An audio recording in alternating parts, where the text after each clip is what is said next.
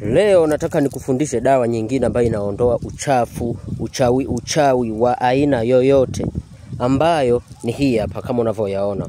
Iangalia kwa makini sana na utakuja kunishukuru baadaye. Hii hapa kama unavyoiona, iangalia kwa makini. Hii hapa.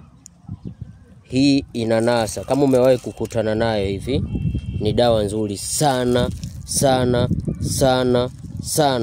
kwa wewe haswa unayesumbuliwa na vitu vibaya kama ni uchawi.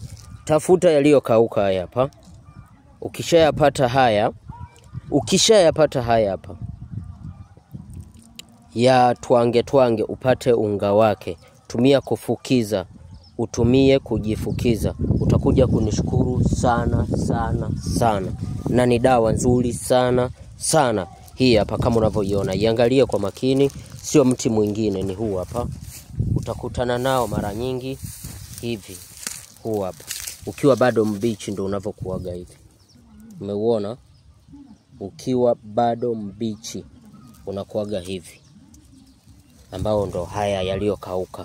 Utakapotumia utanishukuru sana, kwa sababu ni dawa nzuri sana. Kwa hiyo usikose kabisa kutumia dawa hii.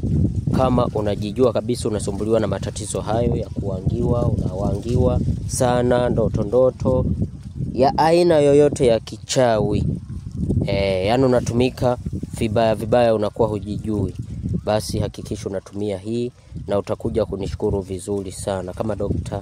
Emmanuel sijawahi kukosea hata siku moja. Lakini pia hakikisha unasubscribe ili kupata video nyingi na tofauti zinakuja nyingi sana. Mimi ndo Dr. Emmanuel hapa. Hakikisha unasubscribe.